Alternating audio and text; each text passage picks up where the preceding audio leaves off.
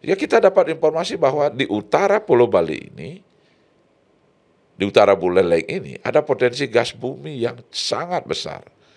10% dari potensi gas bumi di Indonesia yang 42 triliun meter kubik. Pengolah itu.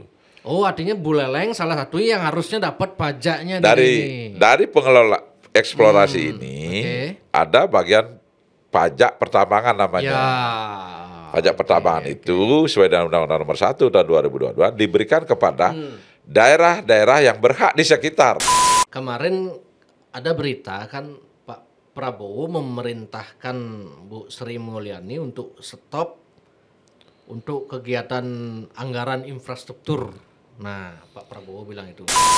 Tapi hasil survei PDI hasil survei gitu. terakhir dari lembaga yang kita percaya untuk Pilgub jauh itu menang Pak Mulyawan Arya. Iya, jauh. Dari kemarin lah kita cek hasil surveinya. Karena justru ada sumber suara terbesar beliau itu. Karena ada opini begini, Pak. Buleleng memilih supir, tidak memilih kernet gitu. Oh, itu tidak benar ya.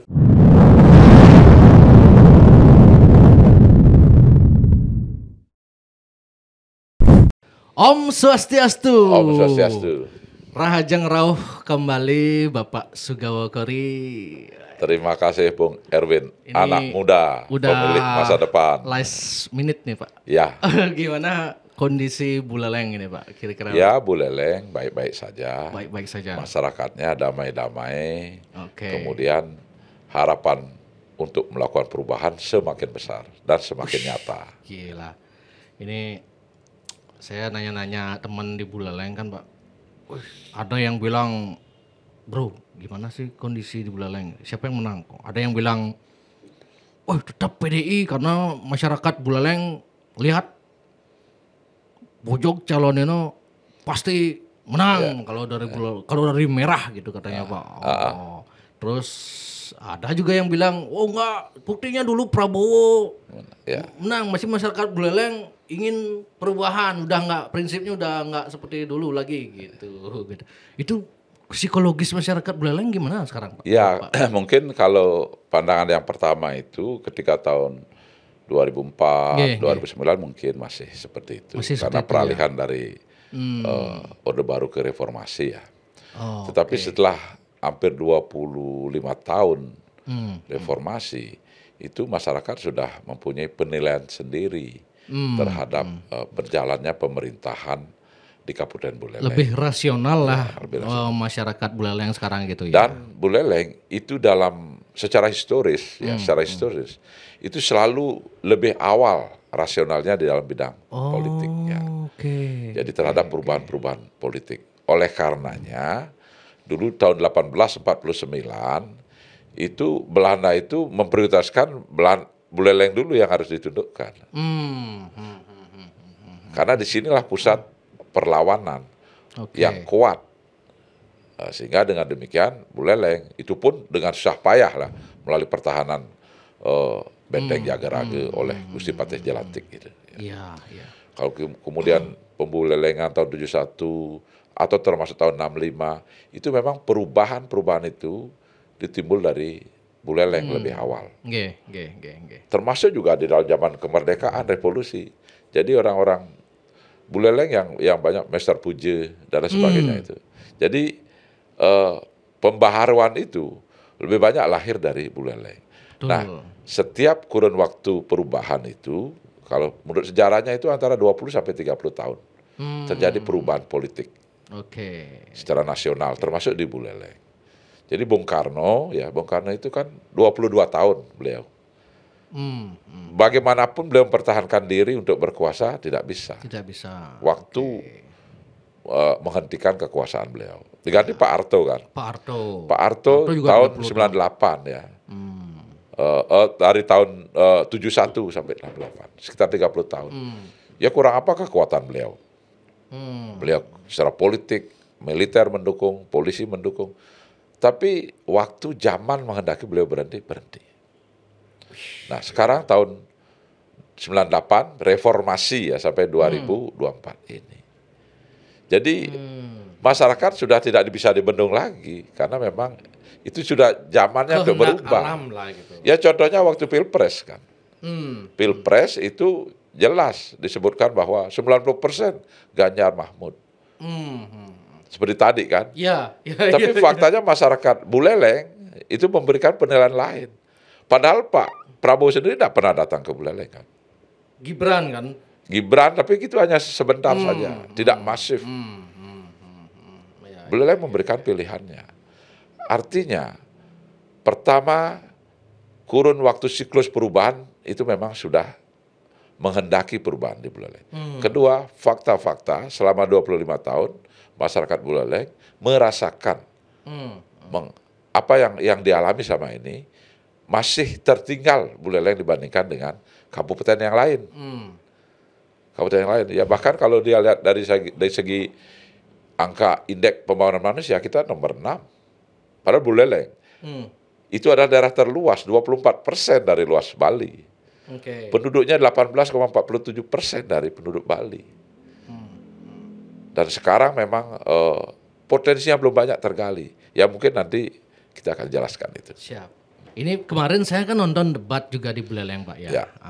Yang simak ada isu yang cukup menarik bagi tiang itu. Pertama soal ternyata di Buleleng itu pajak pendapatan asli daerah Buleleng itu tertinggi dari pajak penerangan jalan justru. Daripada PHR gitu ya. Kemudian masalah potensi migas yang katanya bertriliun-triliun itu di utara Buleleng itu di laut itu ya. Nah itu Pak mungkin bisa jelaskan pertama ini soal pajak. Pendapatan Buleleng itu dari kapan itu? Jadi begini, itu saya ambil data itu tahun 2023 ya. Tahun 2023 itu perolehan pajak listrik ya, penerangan jalan itu 47 miliar. Itu kalau PAR itu sekitar 44 ya.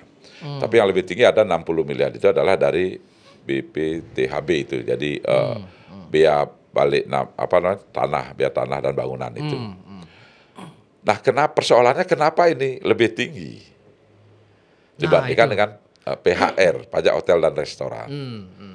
Saya berani menyimpulkan bahwa lebih tinggi karena pajak listrik penerangan jalan ini dilakukan secara online, menggunakan digitalisasi. Dari kapan itu Pak dilaksanakan? Dari sejak ditetapkan. Oh, berarti udah lama dari udah lama ya. Jadi karena seperti Bung Erwin bayar pajak kan langsung masuk transfer kan. Langsung. Sehingga di sana tidak ada forum negosiasi. Tidak ada forum negosiasi. Antara wajib pajak dengan petugas pajak. Kalau PHR itu belum banyak yang menggunakan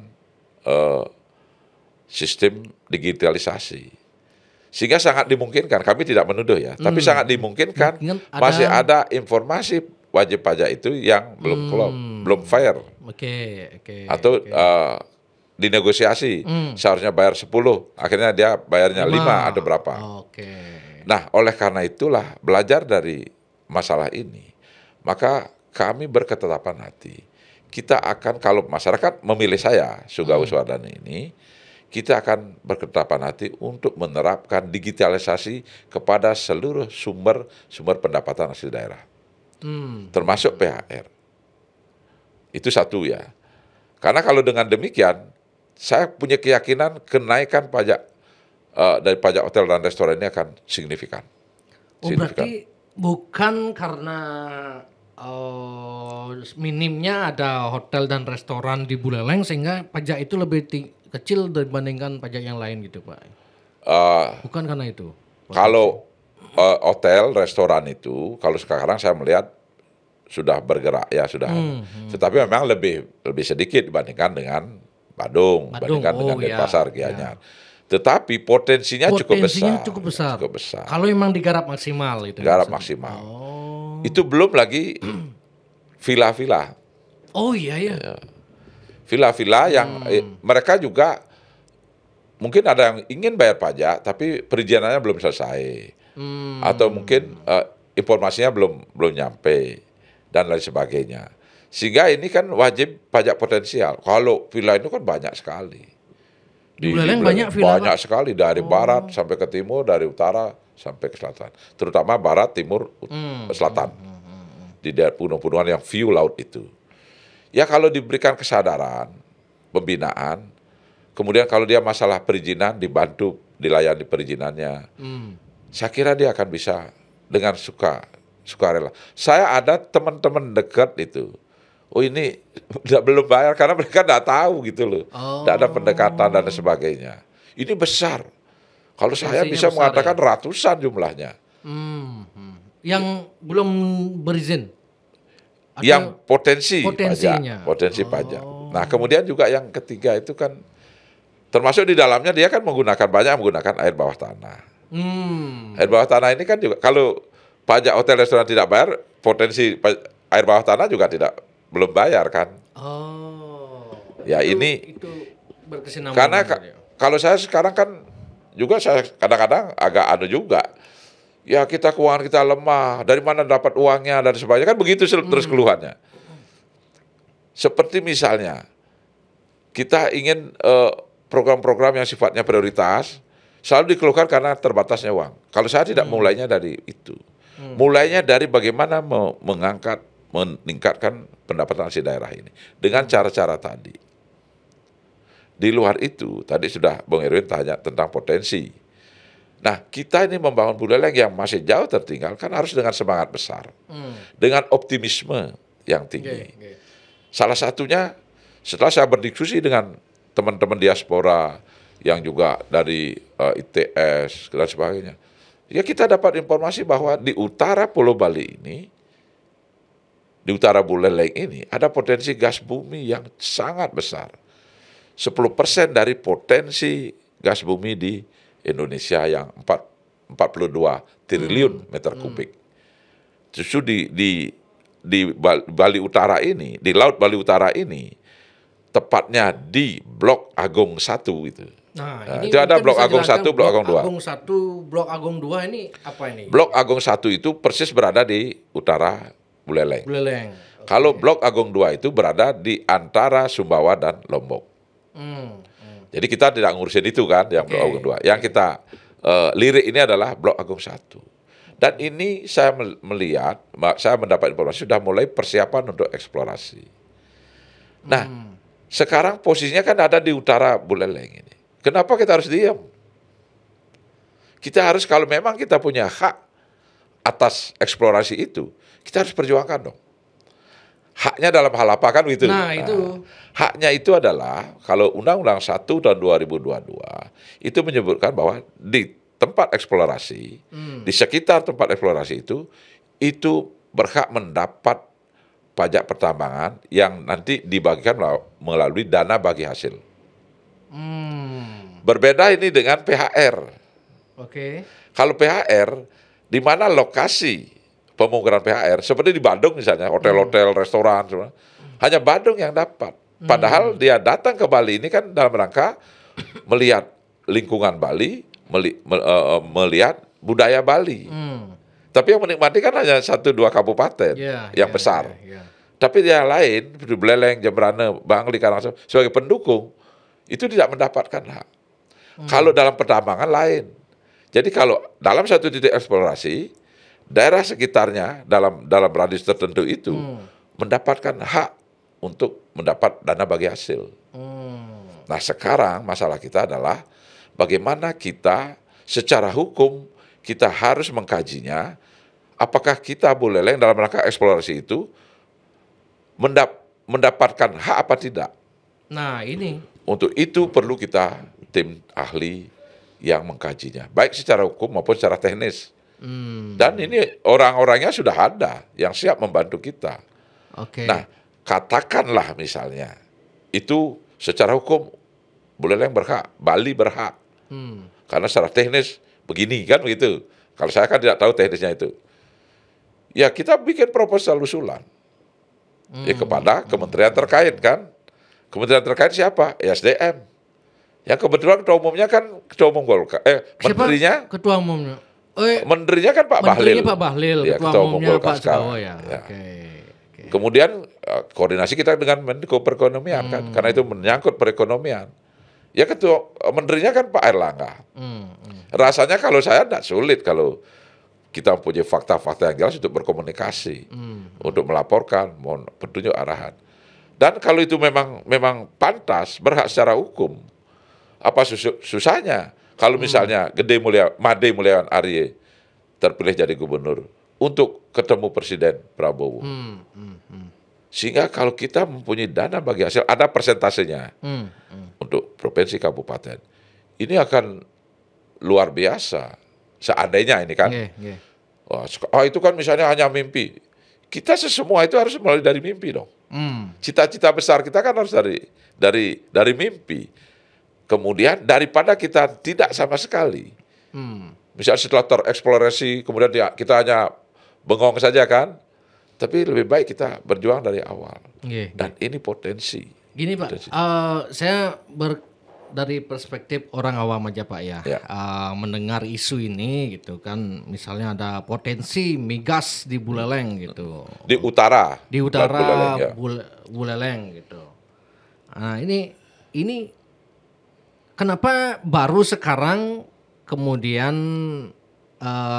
siapa yang menemukan potensi ini gitu Pak? Kenapa baru sekarang ini dibicarakan dan diketahui lah ada potensi itu gitu? Ya. Gitu.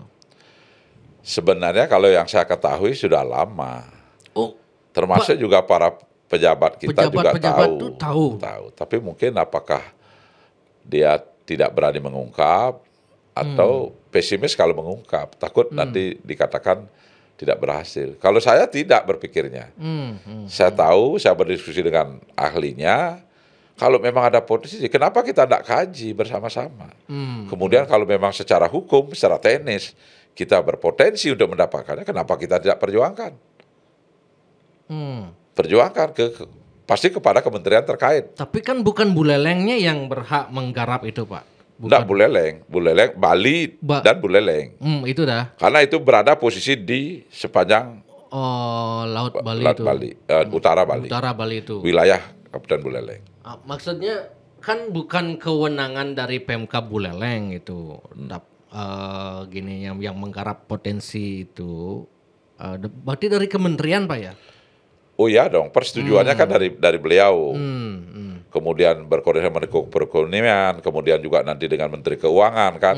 Karena pengaturan dana bagi hasil itu kan dari Kementerian Keuangan. Dan sudah tentu kalau ini perintah Presiden, kenapa tidak bisa jalan? Sekarang kita harus, apa yang kita usulkan itu memang berhak itu. Itu yang harus kita cari. Dan ini harus melalui tim yang profesional. Orangnya juga siap itu, sudah ada itu. Apakah biaya untuk menggarap potensi ini tinggi Pak? Sehingga di potensi ini dari dulu dibiarkan, kemudian hanya sebatas menjadi isu saja.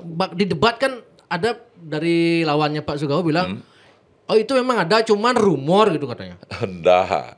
Gimana itu Pak? Itu sekarang sudah sedang persiapan. Jadi kalau yang mengeksplorasi itu kan jelas badan usaha kerjasama pemerintah pusat. Itu kita bukan kewenangan kita. Siapapun yang ditunjuk. Tetapi kewenangan kita kabupaten termasuk provinsi adalah hak atas pajak pertambangan itu yang kemudian dijadikan dana bagi hasil. Siapa yang berhak? Di sekitar lokasi dari eksplorasi itu. Provinsinya kan dua jelas itu, Jawa Timur dan Bali. Mungkin kalau kabupatennya yang potensi adalah Buleleng dengan daerah timur dari apa namanya? Dari Madura itu apa itu saya tidak tahu, apakah Sumeneb atau apa gitu misalnya. Ini yang saya masih penasaran Pak. Kalau memang potensinya sebesar itu seperti yang Pak Sugawo sampaikan di debat dan di berita itu berapa itu 4,1 triliun meter kubik gitu Pak. Iya. Kemudian dengan nilai kalau nilainya 2,2 triliun US dollar. Ya. Berarti kalau di rupiah kan besar sekali nih kan. Ya besar, tapi kan tidak semua untuk kita. Itu kalau itu dieksplorasi, kemudian diolah kan gitu, kemudian dijual kan gitu oleh badan yang ditunjuk oleh. Berhak mengolah, menjual itu siapa? Iya, badan ditunjuk oleh pemerintah. Pemerintah negara. Perusahaan apa itu biasanya kan perusahaan besar itu pengolah itu. Oh, artinya Buleleng salah satu yang harusnya dapat pajaknya dari pengelola eksplorasi ini ada bagian pajak pertambangan namanya.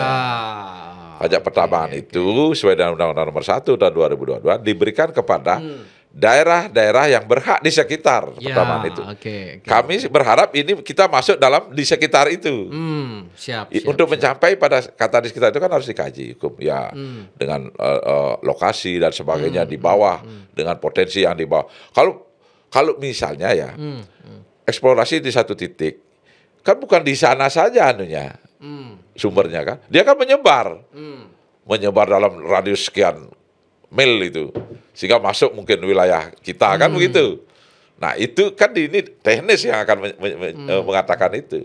Berdasarkan itulah sesuai dengan secara hukum, sesuai dengan Undang-Undang Nomor 1 2022 bahwa misalnya saja Buleleng berhak, mohon Buleleng untuk mendapatkan haknya. Kita sampaikan itu kepada Kementerian SDM, kemudian Menteri Perekonomian, dan sudah tentu kita berkoordinasi dengan provinsi. Asokare yang terpilih, dan saya yakin yang terpilih Pak Belian Are, ya kita tidak sulit berkoordinasi, kemudian beliau juga akan bicara kepada Presiden langsung misalnya, dan kalau ini dapat luar biasa itu. Berarti besarnya. Dengan potensi tinggi ini ada masyarakat, pemerintah sudah tahu ada potensi gitu, terus kemudian tidak digarap selama ini, ini yang menjadi penasaran Pak. Bukan tidak digarap, Bang Erwin. Kenapa? Ini kan kemarin kan baru penelitian, kemudian dan sebagainya, kemudian akhirnya sudah disimpulkan potensi ini. Kemudian saya tidak tahu perusahaan apa yang ditunjuk oleh pemerintah pusat. Itu biasanya multi internasional perusahaan itu ya. Nah, itu sudah ada tanda-tanda persiapan untuk mulai eksplorasi. Oh, sekarang ini sudah ada tanda-tandanya. Eksplorasi kan? Eksplorasi, ya. Berarti belum tentu ada itu, atau eksplorasi? Ya, kalau sebenarnya perusahaan besar internasional sudah ditunjuk dan mau kerjasama, kan dia sudah berpengalaman di dalam melakukan penelitian itu. Dari laporan yang kami terima itu sudah memang potensinya sekian. 4,1 triliun meter kubik. Itu sama dengan 10% potensi gas bumi Indonesia yang 42 triliun. Wih, itu yang di luar, anggaplah di luar dari Blok Agung itu, di mana di Indonesia ada potensi itu Pak, yang sudah Aceh. Di Aceh. Itu sudah juga daerah Maluku juga. Sudah digarap dari dulu ya itu ya. Aceh kan sudah dari dulu. Dari dulu. Ya. Dan itu sudah menghasilkan. Sudah. Itu. Makanya Aceh kan termasuk dapat dana bagi hasil cukup besar di sana. Oh, salah satu contohnya di Aceh. Kemudian di mana lagi Pak? Kalau tidak salah di Maluku. Maluku ya. Itu juga ada imbasnya. Iya, sangat besar imbasnya. Sehingga di Maluku itu apakah itu gas bumi saja atau juga ada nikel itu ya. Itu akhirnya dia pertumbuhan ekonominya di atas 10% itu. Oke. Karena itu kan akan mendorong pertumbuhan ekonomi daerah. Kesempatan kerja. Kemudian misalnya ya, makanya kami tertarik untuk bagaimana mengembangkan pelabuhan Celukan Bawang ini menjadi pelabuhan barang, pelabuhan penumpang, pelabuhan pariwisata. Karena apa?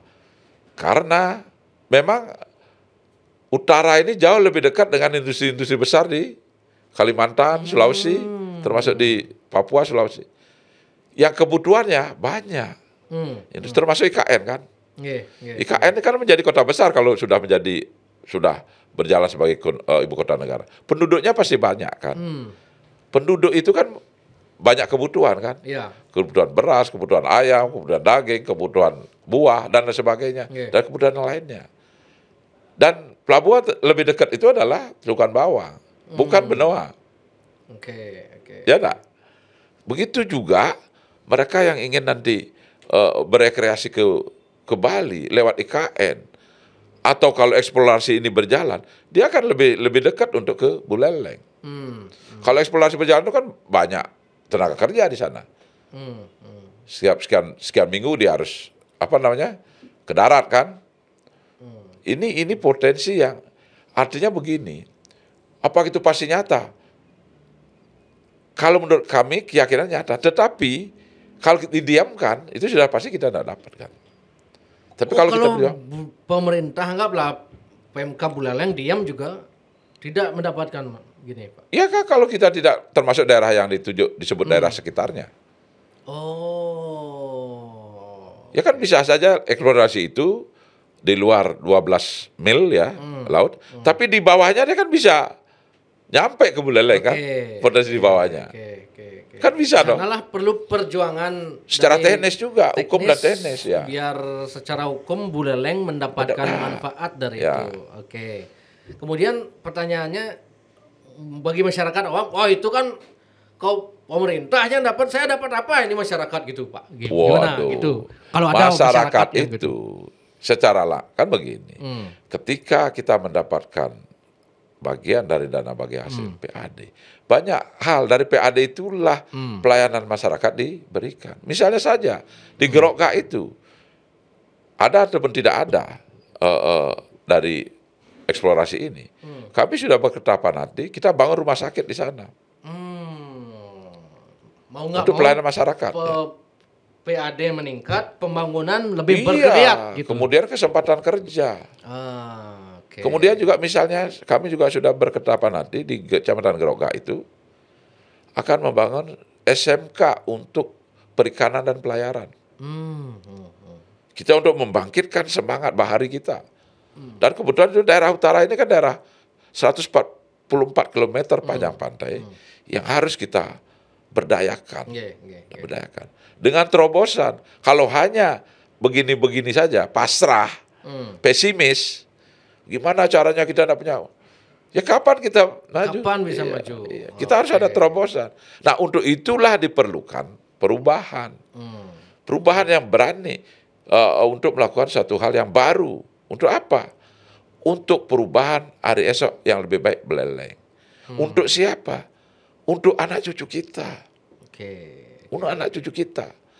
Sehingga dengan demikian, di samping yang tadi, kita juga samping Bandara Bali Utara, pengembangan pelabuhan Cukan Bawang, kemudian juga pembangunan industri pengolahan produk pertanian.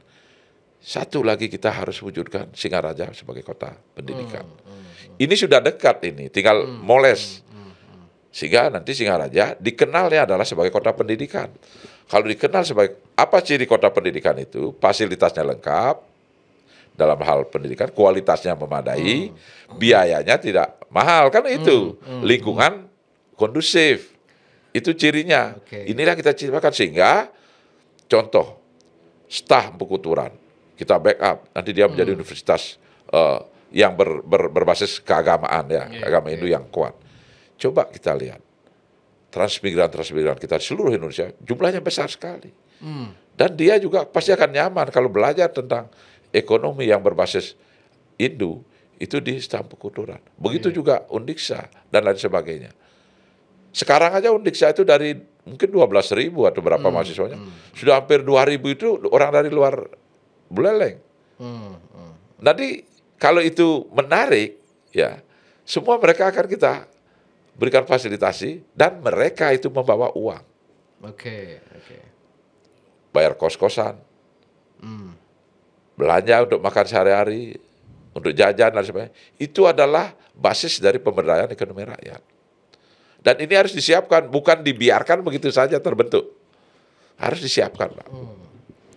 Saya mendengar isu begini, Pak, melihat isu di media sosial kan kemarin ada berita kan Pak Prabowo memerintahkan Bu Sri Mulyani untuk stop untuk kegiatan anggaran infrastruktur.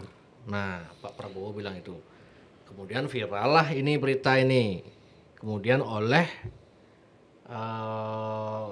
paslon-paslon dari PDIP dan basar-basarnya itu menggoreng. Nah, gimana ini nasib Bandara Bali Utara? Itu Bung Madengan Gumi ini gitu. Nah, kemudian imbasnya ke infrastruktur Gimana ini membangun kalau duitnya nggak ada gitu. Nah, gimana sebenarnya ini Pak? Apakah Pak Prabowo dengan statementnya begitu memang apa dampaknya terhadap Saya yakin itu statement yang terpotong. Oh gitu. Ya, terpotong dalam rangka evaluasi misalnya. Wajar kan? Stop dulu evaluasi. Kemudian setelah itu disusun skala prioritas kan. Saya yakin itu terpotong. Oke, apalagi kalau presiden itu kan zaman ingin berhasil membangun. Ya, Salah satu keberhasilan itu kan tersedia infrastruktur dalam rangka keadilan, keseimbangan pembangunan. Itu pasti. Tidak mungkin seorang presiden kemudian menyetop infrastruktur.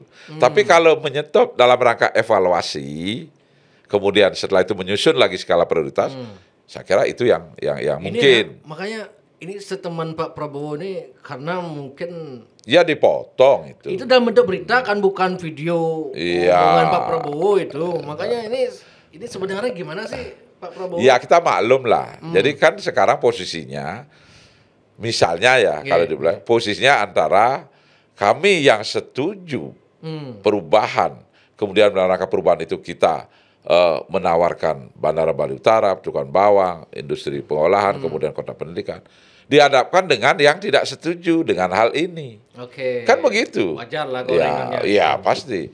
Kan sekarang ini Bung Erwin lihat di debat apa dia. Kan posisinya antara yang setuju dengan yang tidak setuju. Sekarang masyarakat menilai. Kalau menurut kami, salah satu cara kita membangun ekonomi Buleleng adalah dengan menumbuhkan ekonominya.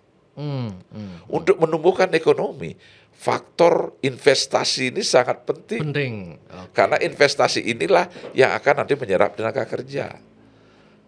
Tenaga kerja yang terserap ini, dia akan kan mendapat gaji, mendapat pendapatan. Dia akan menjadi daya beli. Daya beli ini dia belanjakan untuk keperluan misalnya keperluan dapur, keperluan pendidikan, rumah sakit. Dan ini akan menggerakkan ekonomi. Ekonomi yang bergerak. Akhirnya apa?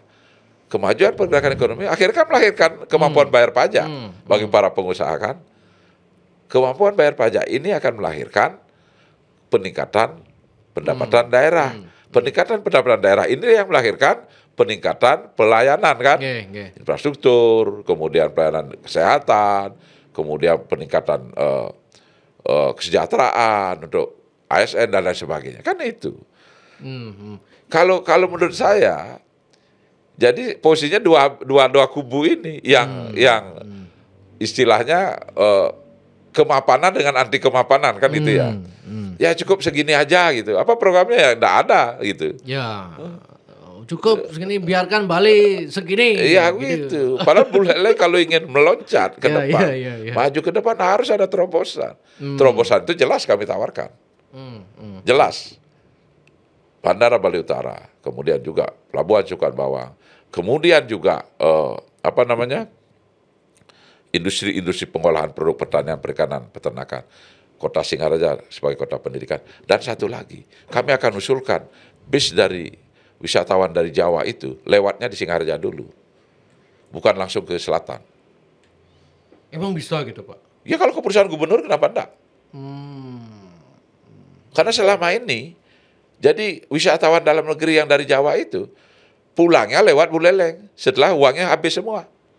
Kenapa mereka pulangnya lewat Buleleng? Iya kan, memang perjalanannya kan ke Bedugul, kemudian ke Joger, terakhir itu. Kenapa sekarang tidak dibalik aja dulu? Sekarang kan sudah lama lewat selatan, sekarang baliklah. Dalam rangka juga mengatasi kemacetan di jalur itu. Iya. Jadi dia kalau lewat Buleleng, jadi travel yang mengatur itu dia akan ngatur jadwal 1 hari atau 2 hari di Buleleng dulu. Lihat lumba-lumba, lihat air terjun, lihat kemudian kalau yang suka nyelam. Kemudian trekking dan sebagainya. Setelah itu baru ke Bedugul, atau Kintamani, atau ke Taman Ayun, kemudian ke Denpasar, Pantai Kute, Sanur dan sebagainya, kemudian Besake, pulangnya baru ke Tanah Lot, langsung balik. Benar. Kalau itu dibalik, ekonomi akan bergerak. Dan kami sudah tentu akan mohon itu. Dan itu akan menjadi gerakan ekonomi rakyat. Hotel-hotel itu saya yakin akan akan lebih banyak, termasuk hotel-hotel yang tidak berbintang itu. Ini sangat pengaruh soalnya Pak, menurut yang itu statementnya Pak Prabowo ini, makanya menurut yang harus ada yang menjelaskan lebih detail maksud Pak Prabowo itu apa. Karena kalau isunya kan kalau bandara dibangun otomatis harus ada infrastruktur yang penunjangnya gitu. Kalau infrastruktur di stop gimana nasibnya gini kan gitu. Nah, itu saya tidak mendengar itu langsung dalam bentuk gitu ya? video ya. Itu adalah gorengan kalau menurut saya. Oke. Gorengan oke. itu potongan, kalaupun berita ya potongan. Kemudian gitu. gorengan itu hal yang kan tahu kalau gorengan itu kan tidak sehat. Betul. Tidak sehat bagi politik kita. Aduh. Mana mungkin seorang presiden, jenderal bintang 4, apa yang diucapkan di depan publik dengan penuh semangat, itu tidak direalisasikan. Tidak mungkin itu. Tinggal bagaimana melaksanakannya itu aja. Terlebih Pak Prabowo udah waktu datang ke Bali udah jelas mengatakan, Iya, itu kan saya statement ingin beliau A, resmi. B, C gitu Ya, sudah jelas. Sekarang kalau ada statement, seolah ada statement begitu, dari logika saja Pak. Ya pembangunan itu kan infrastruktur, salah satunya. Masa itu dihentikan? Tidak, saya yakin, seyakin-yakinnya itu adalah tidak benar. Maksud, kalau nggak salah saya baca itu beritanya, stop pembangunan infrastruktur yang baru gitu, yang sudah berjalan atau yang sudah existing ya tidak gitu katanya. Karena anggarannya ini katanya lagi penghematan ini. Hendak di mana? Karena ekonomi kita sedang bertumbuh kok. Ekonomi kita sedang bertumbuh. Kalaupun begitu, ya bandara kan tidak dari APBN Pak ya? Tidak. Dari investor Dari kan? Iya, investor itu. Kan sudah ada yang tanda tangan dan sebagainya. Kalau saya tidak mau ikut campur itulah. Gitu. Jadi ini ya kalau di framing oleh pihak yang tidak setuju dengan berbagai pembangunan itu ya menurut kita kan wajar, masyarakat yang menilai. Kemudian yang kedua, apa yang disampaikan oleh Pak Presiden di Denpasar tanggal berapa, 23 ya, itu suatu jelas, pasti, tegas, tidak mungkin ditarik lagi. Dan pernyataan Presiden itu. Kemudian yang ketiga, jadi memang ya wajar saja potongan gorengan itu karena mereka sangat berharap itu tidak jadi. Tidak jadi ini kan sama dengan mengkhianati keinginan masyarakat. Takut gumin membanding gitu. Ciri membanding itu tidak jelas. Sudah semakin nyata. Itu digoreng juga Pak. Makanya lagu Bandingan itu viral. Bandingan Gumi versus Nindihin Gumi gitu. Kami tidak jadi ingin bandingin itu kan Gumi lagu gitu. Dalam rangka politik. Ya. Masa diterjemahkan yang Mandingan itu Mandingan secara politik gitu. Persepsi masyarakat. Apa itu Mandingan secara politik adalah perubahan. Iya. Kan itu. Jangan diartikan secara bodoh. Gumi bandingkan gimana? Tapi itu adalah lagu ketika masa kampanye, sehingga memberi pemahaman bahwa perubahanlah yang abadi. Tidak ada suatu hal yang abadi di dunia ini kecuali perubahan. Dan satu fakta saja. Waktu Pilpres, bagaimana? Begitu bangganya, begitu optimisnya. 90%, dikoreksi 96%. Ganjar Mahfud menang di Bali. Oh iya, buktinya. Tapi faktanya Buleleng seluruh Bali. Yang dulu dari orang-orang PDIP katanya tegas mengatakan, sorry ye, Bali kandang banteng, gitu dibilang kan. Iya. Siapa yang jadi Pak Ketua DPRD sekarang bilang begitu, Pak Dewo. Sorry ye, Bali kandang banteng gitu. Tiba-tiba. Iya itu. Prabowo benar. Itulah politik perubahan, persepsi masyarakat. Karena memang sudah masuk dalam siklus perubahan 20 sampai 30 tahun. Karena tidak ada suatu, ya coba lihat partai manapun di dunia ini pasti pada titik tertentu ada perubahan.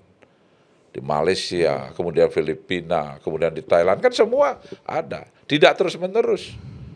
Dan waktunya sudah tiba. Tapi tanggal 27 November 2024 Buleleng akan melaksanakan perubahan. Oke, dengan situasi yang dibilang oleh pengamat-pengamat politik itu, ini politik BKK bansos ini. Nah, kondisi di Buleleng gimana Pak? Sampai sekarang ini Seperti yang kita ulas kemarin, BKK sekarang udah cair apa belum, Pak? BKK. Saya kan waktu itu ingat enggak, Bung Erwin? Ada 3 skenario kan. Ya. PJ-nya berani mengajukan, dan kemudian di Kabupaten Badung ada uangnya. Nah, kalau itu terjadi berani mengajukan, ada uangnya, berarti masuk ke APBD. Itu skenario pertama. Yang kedua, PJ tidak berani memajukan. PJ Bupati karena apa? Karena tidak yakin akan bisa dilaksanakan waktu mepet. Kan itu. Yang ketiga, PJ mengajukan, merasa yakin bisa melaksanakan, duitnya tapi setelah diajukan duit tidak ada. Karena memang faktanya Bandung ini fakta itu potensi. Yang terjadi sekarang gimana? Sebentar, fakta di Bandung itu kan defisit itu 3,4 diperkirakan. Itu. Nah, ternyata yang terjadi skenario 1. Oh, yang terjadi skenario 1. Iya, jadi diajukan, ditransfer. Sudah ditransfer. 128 miliar masuk ke APBD. APBD PMK Buleleng. Nah, sekarang persoalannya adalah setelah di APBD Buleleng masuk, mereka kan tunduk dengan aturan untuk mengeluarkan. Tunduk aturannya itu apa? Itu kan ada Permendagri, 77, kemudian ada PP 12. Jadi kalau mengeluarkan itu harus ada tender, kemudian tanggal 31 Desember harus sudah selesai pembangunannya. Nah, kemudian kami telusuri belum dicairkan karena apa? PJ Bupati sedang membuat juknis. Itu yang belum selesai, dan dalam juknis itu apa isinya? Saya yakin itu hal-hal yang tidak potensi menjerat dia. Sebagai PJ, karena PJ kan waktunya sebentar. Masa berani mengambil risiko dengan melanggar aturan misalnya. Nah, sekarang waktunya sudah tanggal berapa ini? Sudah tanggal Hamin seminggu lah. Iya, ini sudah hampir tanggal 30 kan. 30. Berarti hanya 1 bulan. 1 bulan kemudian itu adalah belum tender. Kalau itu bangunan fisik 31 Desember selesai enggak? Jelas tidak selesai. Kalau tidak selesai, siapa yang bertanggung jawab? Jadi kepala-kepala desa yang ngotot mengajukan itu silakan saja kalau berani bertanggung jawab. Enggak, kalau tidak selesai 31 Desember bisa menjadi tahun selanjutnya. Lihat dulu aturannya. Jadi kalau tender itu pasti ada kontrak kan? Kontrak sampai dengan tanggal sekian harus selesai. Kalau tidak selesai, apa kontraktornya berani? Kan begitu. Jadi oleh karena demikian. Soalnya saya dapat info dari teman yang jadi jurnalis di Buleleng, gimana kondisinya BKK Badung cair nggak? Udah cair kok gitu dibilang. Kan maksudnya masuk cair ke PMK Buleleng. Berarti ke desanya belum? Belum, kecuali mungkin yang tidak bangunan fisik. Kita tidak tahu. Gitu. Tidak bangunan fisik yang tidak perlu tender, bisa saja. Misalnya untuk dia ada bantuan untuk ambulan itu misalnya. Harganya kan di bawah 200, bisa saja. Itu pun kalau dia berani, gitu loh. Apalagi kalau di luar bangunan fisik aman. Kalau bangunan fisik sudah tidak perlu tender kan? Ya, kalau nilainya di bawah 200. Di bawah 200 juta. Sekarang dalam iklim bagaimana ada OTT di salah satu kepala desa. Ya kalau saya sarankan sih, ya mari kita ingin hidup damai lah, hidup tenang. Kita banyak cara kita untuk bisa membantu masyarakat. Jadi kita membantu masyarakat itu, mari kita dengan cara-cara yang benar, cara-cara yang sesuai dengan mekanisme dan aturan. Kan begitu sebaiknya, kan begitu. Berarti dengan kondisi yang demikian, karena katanya, di Buleleng PDI masih kuat, tapi saya tanya teman yang lain satu, enggak, udah mau Badeng nih gitu. Tergantung narasumber Bung Erwin. Gitu ya. Kalau orang yang sudah terkooptasi ya seperti itu jawabannya. Kalau orang yang rasional ya melihat fakta di lapangan. Lihat kampanye-kampanye kami. Kampanye-kampanye kami sampai membatasi yang hadir. Pak, kampanye ada yang menghalangi nggak Pak? Seperti di kasus di Gianyar, Bandung gitu. Nggak ada yang menghalangi. Cuma kelihatan dia berani hadir atau tidak. Oke. Kelihatan. Karena kalau kepala desa itu kan tidak dilarang untuk hadir. Tetapi yang dilarang kalau dia ikut berkampanye. Misalnya menunjukkan kode atau mengajak dan sebagainya. Tapi kalau hadir dia diam saja, menyaksikan, mendengar visi misi kan tidak. Dari sana kan kita bisa melihat bagaimana respon mereka. Tetapi kepala desa ini adalah aparat desa terdepan. Apapun yang dia lakukan dalam konteks politik ini, saya Sugeng Suwardana tetap akan memberikan reward kepada mereka dengan cara menaikkan gaji mereka. Karena faktanya, jadi gaji kepala desa termasuk tunjangan kepada para guru. Jadi guru di Buleleng yang TK, SD, SMP itu tidak mendapat tunjangan. Tidak mendapat tunjangan. Berbeda dengan kabupaten yang lain. Kabupaten Kelungkung atau Karangasem, kemudian yang lain dapat tunjangan antara 1 juta sampai 1,2 atau 1,5. Tapi kami prihatin kenapa di Buleleng tidak mampu memberikan itu. Sama dengan gaji kepala desa. Gaji kepala desa di Buleleng ini besarnya 4,5 juta, belum potong pajak. Kira-kira 3,9 juta yang terima. Di atas sedikit dengan UMR. Padahal saya tahu kepala desa itu tugasnya berat. Menerima tamu setiap saat, melayani masyarakat. Kadang-kadang harus datang jauh ke Banjar, jauh kan, perlu bensin dan sebagainya, ada masalah di sana, melayani masyarakat. Dengan gaji 3,9 ini sangat tidak masuk akal. Dibandingkan dengan kabupaten yang lain, yang PAD-nya jauh lebih kecil dari Buleleng. Seperti misalnya Bangli, Jemberana, Kelungkung. Gaji kepala desa lebih tinggi? Lebih tinggi. Tinggi. Jadi ini yang memprihatinkan. Kemarin dalam debat kan, dari mana kita dapat duit? Ya itu tugas kepala daerah dong. Walaupun tidak langsung sekian, kita bertahap sambil kita berusaha dengan mencari terobosan. Kan itu anunya. Jadi apapun sekarang ada kepala-kepala desa di Buleleng ini yang dia lakukan, bersimpati atau tidak bersimpati dengan kami, Sugeng Suwardana.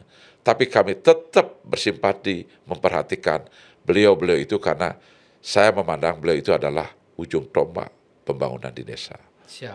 Dan mereka dipilih oleh masyarakat. Dan mereka itu jangan juga terbebani terlalu besar untuk tugas-tugas mereka.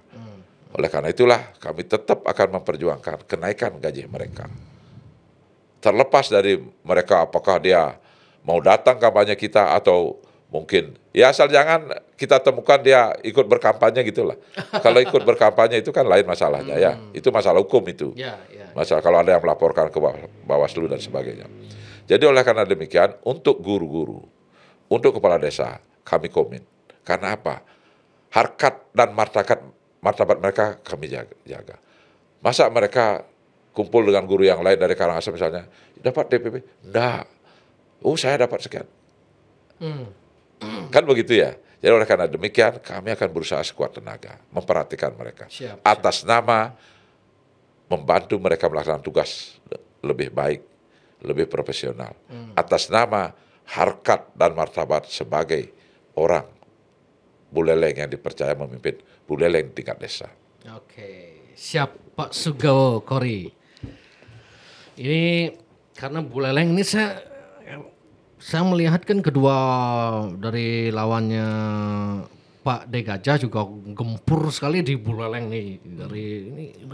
Mungkin karena suara terbanyak ini Pak ya. Dan betul. Main jengah-jengahan, jangan sampai ini Buleleng kita kalah ini gitu. Pokoknya. Tapi hasil survei PDI habis-habisan di Buleleng. Survei terakhir dari lembaga yang kita percaya untuk Pilgub jauh itu menang Pak Mulyawan Arya. Iya, jauh. Dari kemarin lah kita cek hasil surveinya. Karena justru sumber suara terbesar beliau itu. Karena ada opini begini Pak, Buleleng memilih supir, tidak memilih kernet gitu. Itu tidak benar ya? Tidak ada. Tidak, karena sudah dinetralisir oleh Pak Agus Suratnyana bahwa dalam pemerintahan mereka tidak ada istilah supir kernet dan itu mau pesaksi di Pura. Di Besaki bahwa mereka akan berjalan selama tidak ada istilah supir kernet. Itu diyakinkan masyarakat. Ya namanya sudah Banten gede dibuat di sana itu kan harus dijalankan kan. Karena psikologis orang Buleleng itu seperti yang kita bahas tadi, pokoknya nyen di Buleleng jak bojok tetap pilih gitu.